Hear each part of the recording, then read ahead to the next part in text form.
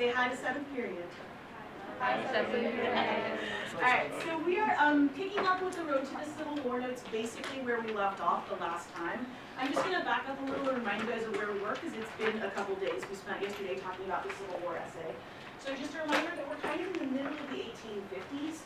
The last time that we talked about a presidential election, it was Franklin Pierce, right, hence of Frank and his many personal tragedies.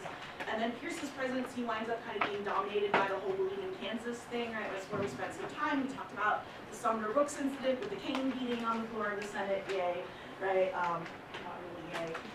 And so we got ourselves right up to, I think like the last thing that we saw was, we were talking a little bit about John Brown and Bleeding Kansas, and we're kind of right at the 1856 election, yes? Yeah, great.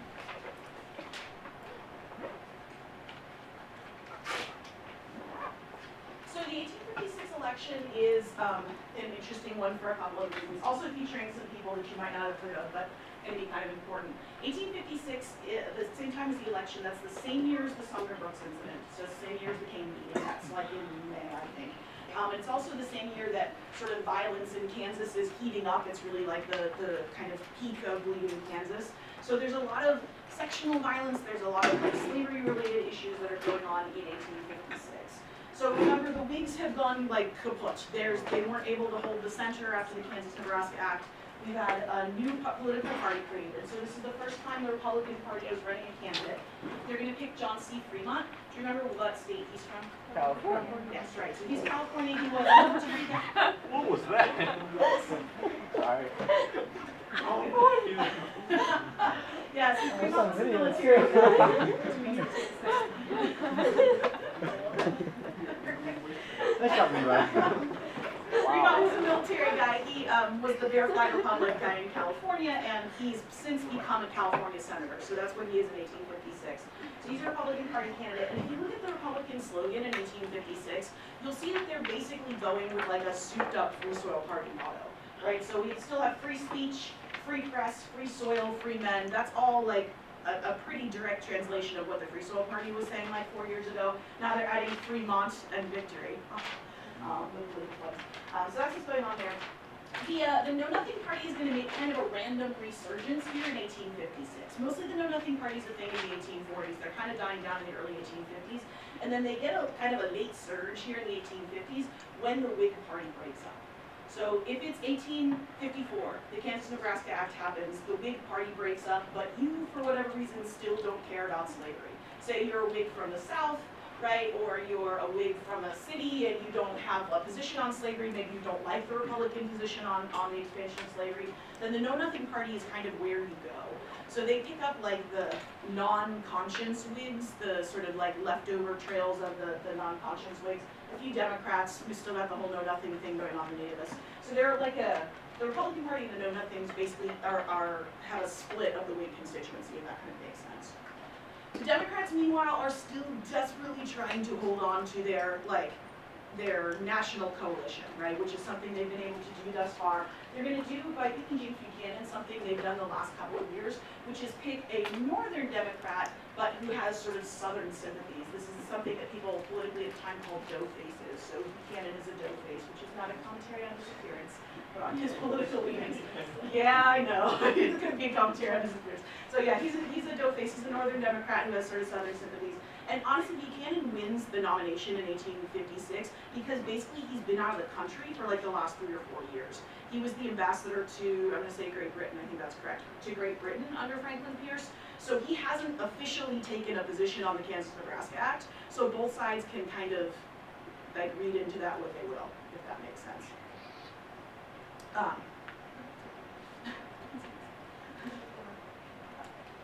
So that's the 1856 election. So do we know what happens here?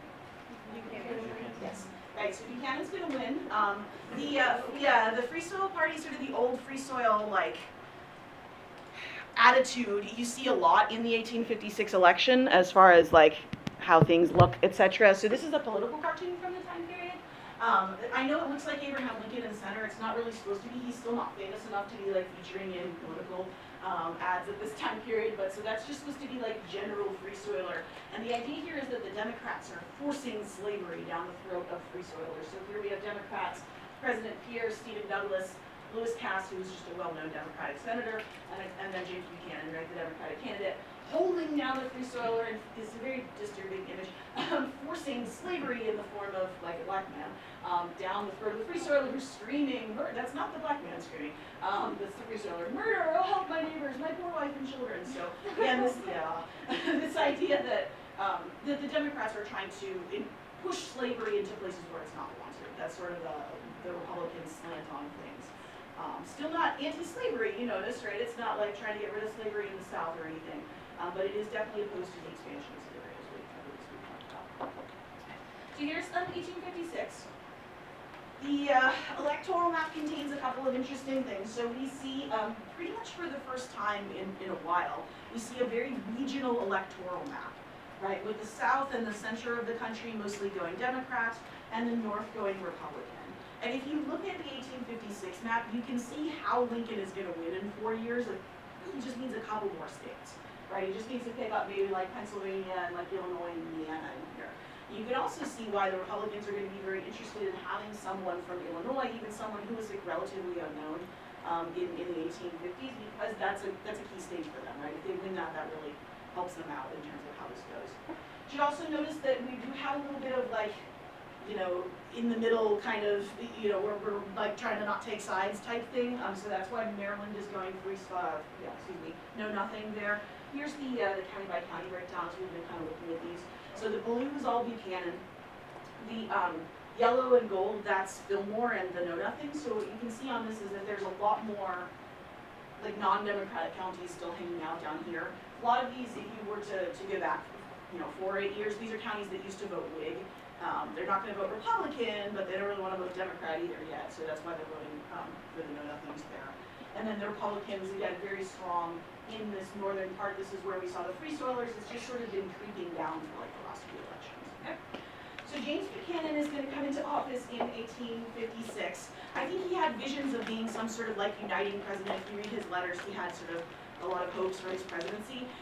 In general, if you look at like rankings of presidents, which historians will do sometimes, like best president to worst president, James Buchanan is almost always at the very bottom. So this is not going to go well for him. He is going to be president when the South secedes, right? That happens after Lincoln's election, and he doesn't really do anything. He just kind of sits on his hands. He's very widely critiqued for basically not doing anything to try to, I don't know if the Civil War could have been stopped, but to at least like try from the presidency. He's not really going to take a lot of action. Okay. So Buchanan's presidency is basically marked by like an increase in tensions, just continually ratcheting up as they will be until we hit the verge of the Civil War. And one of the big kind of explosive things that happens is the Dred Scott case. This was already moving through the court system when Buchanan was elected. You guys may recall from civics that it takes a really long time for court cases to get all the way to Supreme Court. They usually have to be like appealed a bunch of times, etc. So this court case is like decided in 1857, but it was ongoing. I think the original case was brought in like 1855. So that the case has been sort of trundling through the courts for a few years now. The background on the case, your textbook actually does a very good job with this, so just kind of in brief. Dred Scott is enslaved. He's born in, I think, Virginia. And at some point as a young man, he is sold to an army officer, a guy with the last name of Emerson, I think, Dr. Emerson. And the Emersons, as army officers do, move from post to post. So they're like stationed in, or their home is in Missouri, which is a slave state, but they move to take like positions they're at a fort in Illinois, they're at a fort in like what was Wisconsin territory, I think it's basically like modern day Michigan. They spent some time in like Iowa. So that's about, it's like about 15 or 20 years basically where the family is taking Dred Scott as a slave with them up into these northern territories. These northern territories are the free states, right, or free territories, as the case may be. And they had mostly land that had been declared free by the Northwest Ordinance, way back under the Articles of Confederation, if I remember that. And so while they're in Illinois, Scott gets married, which is something that you can't do as an enslaved person, but he's sort of legally married. He and his wife have a couple of kids who are also slaves. They have 2 girls. And then at some point, the doctor moves back to Missouri and then dies about a year later. Scott tries to buy his freedom. He's saved up some money from various types of work that he had done in the free territory. His enslaver's widow, like the lady, the wife, she refuses to sell him his freedom, and from there on he tries to sue in court. This is not a unique thing, this idea of suing in court for freedom, or the idea of saying that if you've been taken into a free state and sort of treated as a free person, then that sort of makes you free. This is an avenue that other slaves have tried in state courts before, and that's been successful. So there are several cases, there's not a ton, but there's certainly enough for legal precedent where this is an argument that's been made before. You know, I was enslaved, I got taken into a free state, I got kept there for, you know, over a year, and so now I should be free. And in many cases, state courts have decided in favor of enslaved persons and have ruled their freedom, and I think that's what Scott is looking for. But the case keeps getting appealed back and forth, and eventually makes its way up to the Supreme Court. Chief Justice of the Supreme Court at this time is a guy named Roger, I believe it's Taney, I always want to say Taney, we're going to go with Taney, I think that's correct. Taney's from Maryland, so he's from kind of a border state, slave state.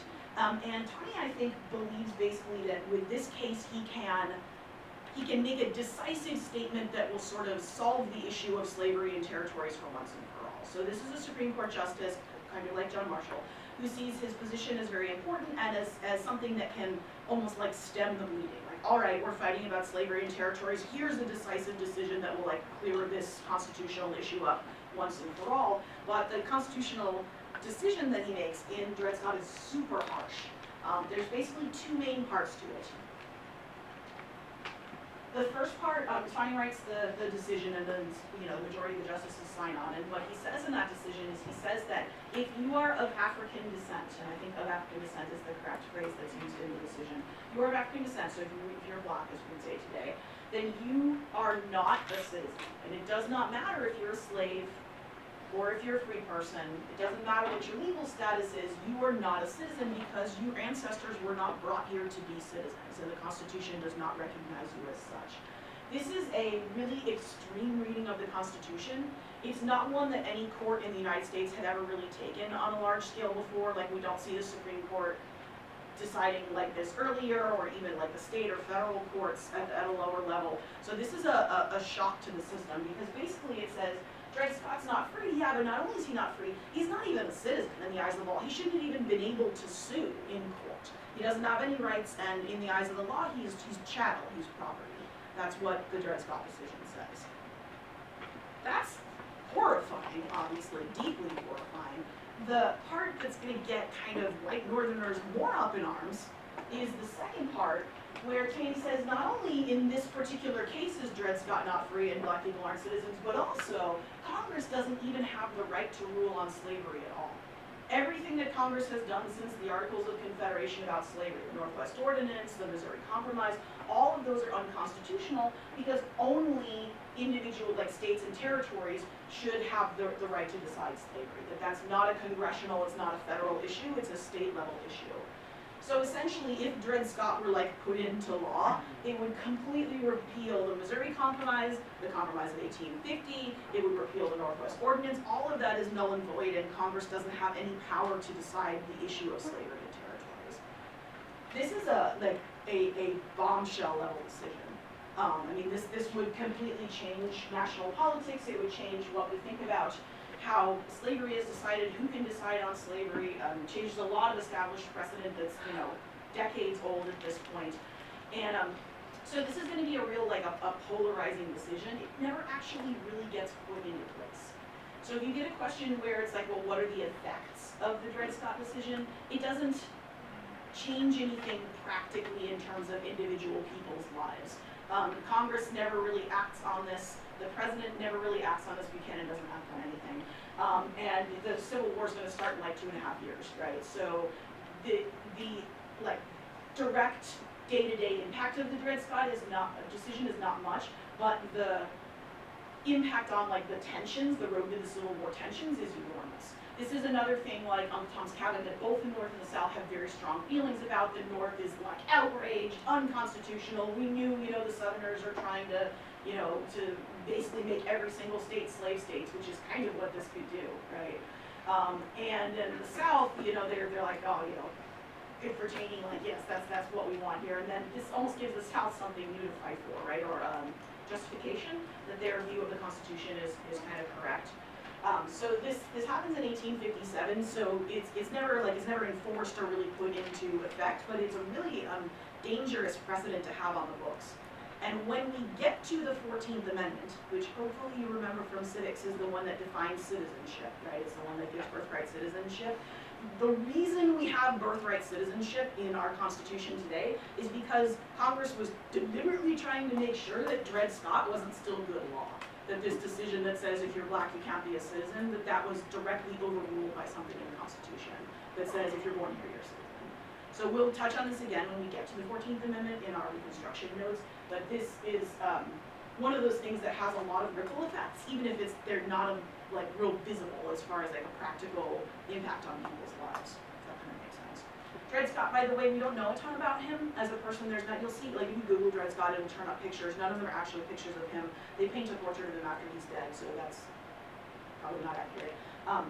He dies of tuberculosis like 6 months after this decision. He is freed. Like there's a whole thing behind the scenes where people like pay for him and his family to be freed.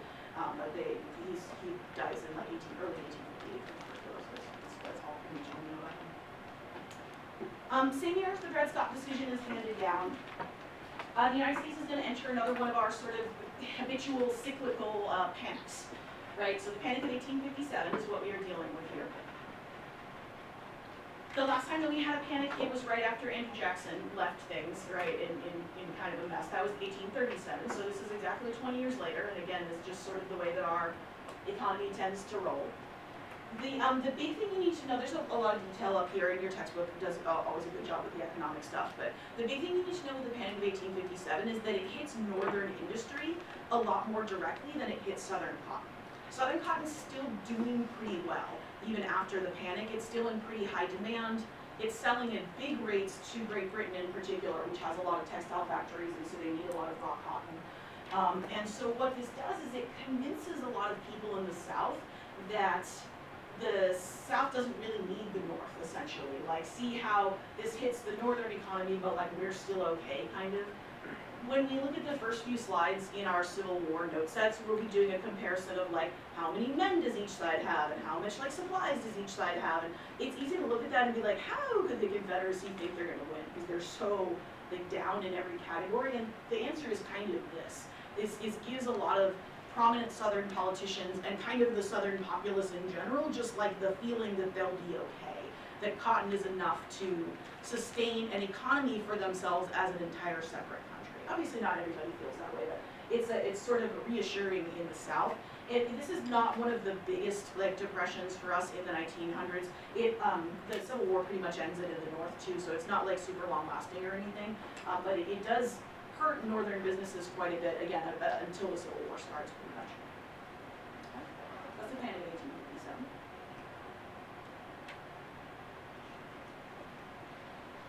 1858 is a midterm election year, so we're not electing a president, but we are electing congressmen. Some states are choosing senators. Remember, we're not direct electing those yet. That won't happen for a little while. And so there's a Senate race in Illinois that's going to gain some national attention and feature a name that I've mentioned a couple times we haven't really talked about yet. And that is it's a Lincoln versus Douglas, basically. So Stephen Douglas is the current senator from Illinois in 1858. He's a Democrat. He's very, very well known. He was the sponsor of the Kansas-Nebraska Act, right? He's sort of a party leader, right? It would be like, I don't know, John McCain or somebody I've seen before he died. So he's just a prominent name in the Democratic Party. And running against him is kind of like know-nothing, no-name Abraham Lincoln.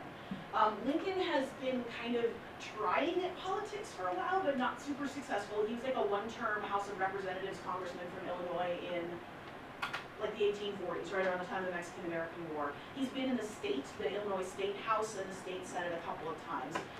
And now here he is kind of running against the big dogs, very, very much an underdog in 1858. So he basically decides that in order to kind of get his name and his platform out, he's going to challenge Douglas to a series of debates.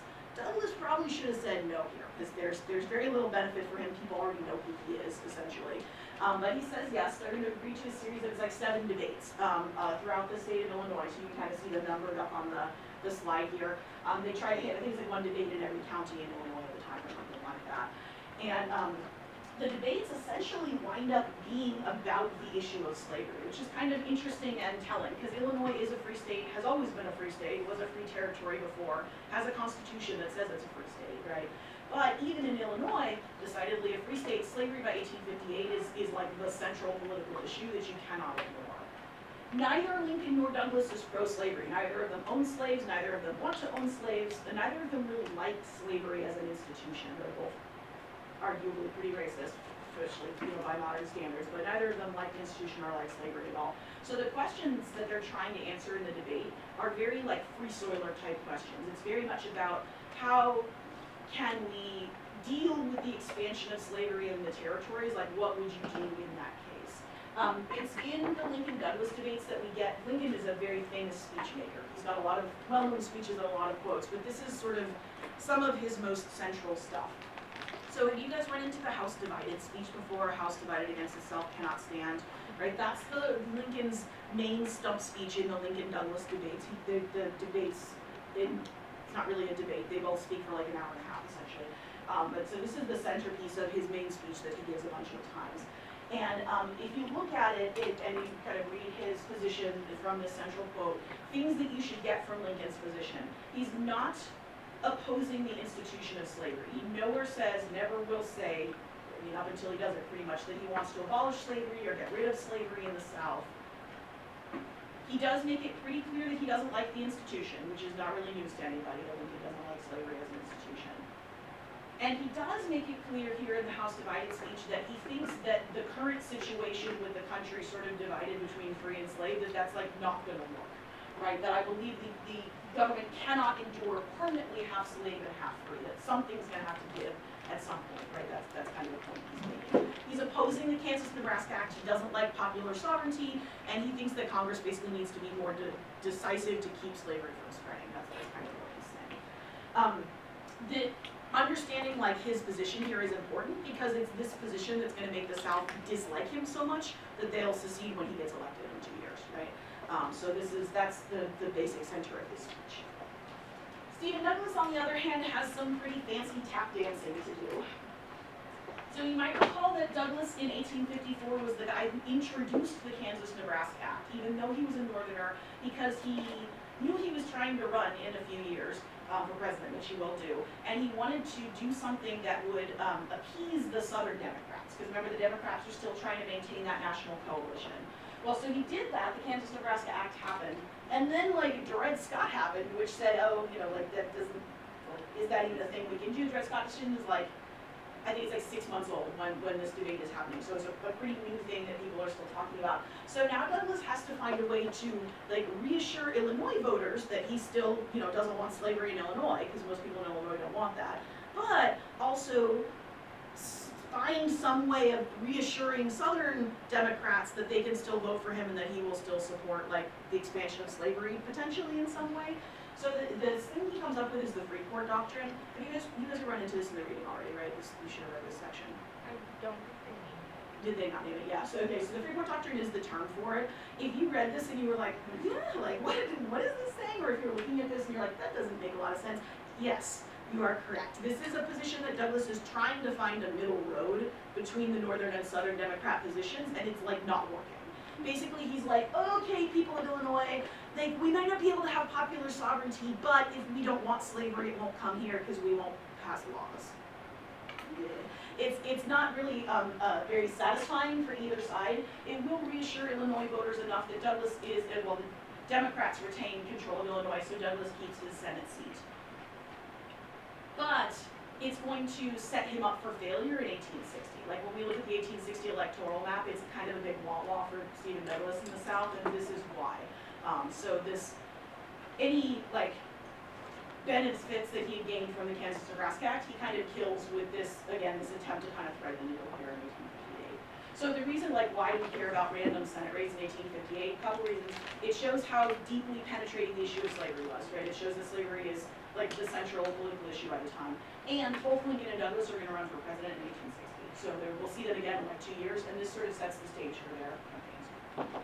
So, end result, Lincoln loses the Senate seat, so Douglas retains the Senate seat.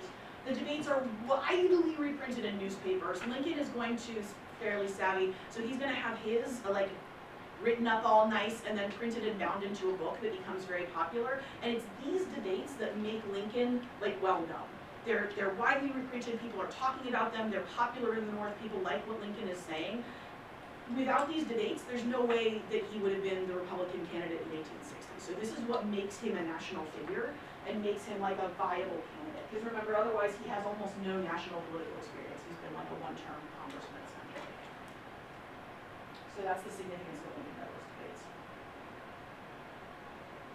The last big thing that's going to happen between the 1858 midterm election and the 1860 election that's going to lead to secession is the Harper's Ferry raid. So this is an attempted slave rebellion led by John Brown. You guys have a big reading on this and you're going to spend time discussing this with your groups tomorrow, so I'm not going to hit on this quite as heavily as I might otherwise. But remember that Brown is a militant white abolitionist. He had already brought his family from, I think they lived in New York, and then he moved to Kansas to be part of the whole bleeding Kansas thing. And then as things die down, well actually things get too hot for him in Kansas, the authorities are after him and his family, they moved to what it is today, it's West Virginia, so Harper's Ferry, West Virginia. Today, at the time, it was all still Virginia, because Virginia hadn't split yet. That's been happening a few years. So they moved to Harper's Ferry, Virginia, which is just a little bit north of Washington, Washington D.C. There's Harper's Ferry, so it's pretty close. With the intent basically of starting a slave rebellion. They're looking to start a slave rebellion that will unite all the slaves in Virginia and then will sort of like spread to surrounding states, eventually toppling the institution of slavery. That's sort of Brown's vision.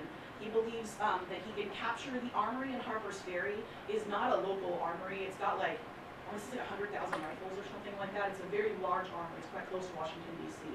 And so they think that they can capture that, which they actually do. Apparently it had like one dude guarding it, which if I had 100,000 rifles stored somewhere, I would definitely have more guards on it than that. So he and like 25 men, they storm the armory. They wind up getting kind of surrounded. They hole up in there. This lasts for like 3 days. They're shooting back and forth. Eventually, a brigade, platoon, a group of U.S. Marines marches down. They're pretty close because we're close to Washington, D.C. Local militias and the Marines surround the armory. Brown is taken prisoner. A bunch of people are killed, and he's eventually executed. There's a public hanging where he's executed. So the John Brown's Raid, which is a very interesting story, which you guys will read more about, does a couple of things. Like all slave rebellions that we've talked about, it is going to convince many Southerners that they have good reason to be scared of a slave conspiracy. So Southern states are going to start drilling their militias almost in preparation for war after John Brown's Raid. If you look at like when do people in South Carolina start to like militarize, it's basically right after the raid at Harper's Ferry. Brown becomes kind of a martyr in anti-slavery circles. So if you're talking about people who are abolitionists, he becomes seen as a martyr for the cause, someone who died for his beliefs. He doesn't testify. He gives kind of a big dramatic speech about his beliefs and all those kinds of things. So he is seen as sort of a martyr for the cause, or a madman, or a victim, depending on kind of how you tend to perceive him. Again, he does a little bit more reading on that. So this is the springish of 1859, and pretty much right after we have the 1860 election. So this is a big deal election, obviously, that features a couple of interesting splits. Number one, we have finally, by 1860, reached a point that the Democrats have been fighting off for like 10 years, where the Democratic Party could no longer hold together as a national coalition. So the Democrats meet for their convention. There's like a lot of yelling, basically. It's a really contentious convention. They like shut it down and have to start again at one point. And the party will finally nominate Stephen Douglas, Northern Democrat from Illinois, as their candidate in 1860. Several Southern states are so upset by Douglas's nomination because of the Freeport Doctrine, right? Because of what he said in 1858. They're convinced that he's anti-slavery, too anti-slavery. They're going to march out, and they're going to form their own convention, which they call the Southern Democrats, and they're going to nominate John C. Breckinridge, who at the time was the vice president. He was Buchanan's vice president. He's from, I'm going to say Georgia, I believe that's correct. Somewhere deep south in any case, and he's very much a pro-slavery candidate. So the Democrats have split, Northern Democrats, Southern Democrats. Breckinridge is pro-slavery. Meanwhile, the Republicans are gonna nominate Lincoln, as we've talked about, and as is hopefully not news to you guys. And then we have this kind of scattering of like, hey guys, can't we all just get along, under the Constitutional Union Party, who are gonna nominate a guy named John Bell. So you notice there's no know-nothings here. If you were a know-nothing, and that's like where you are, then this is probably where you wind up. So this Constitutional Union Party has like one platform plank, and it is that the preservation of the Union is the most important thing. That's their main platform there. So where do you think the Constitutional Union Party would be the strongest, like geographically? Border states? Yeah, border states and kind of in the middle. So anywhere that's not just like strict north and south, and we'll see that when we look at the map. This is the Republican Party platform. You don't, well, actually, well, we already spent a second talking about this. Some of this is important. When the Civil War happens, what a bunch of Democrats leave Senate, right? The southern states leave, they take a big chunk of the Democrats with them. So the Republican Party is going to be really successful at getting a lot of this like passed during the Civil War because there's not very many Republicans left in Congress. So things like government aid to build a Pacific Railroad, internal improvements, homesteads, the Homestead Act, like those are all passed during the Civil War because the Republicans have a political majority. Some of the stuff they might have had to fight for, you know, decades to get in other circumstances are going to be passed pretty quickly during the Civil War. So that's kind of what's going on down there. Obviously the top stuff is stuff we've talked a lot about, the no extension of slavery being the most significant. If you look at this, you can really see like the Henry Clay Whig heritage of the Republicans in here, right? That's a good thing to notice. So we've got like government funding for internal improvements, right? We have, you know, this is very, it's got that, again, kind of Henry Clay-ish feel to it. So the Republican Party is definitely a descendant of the Whigs, but with a position on slavery. That's really pretty much what's going on there.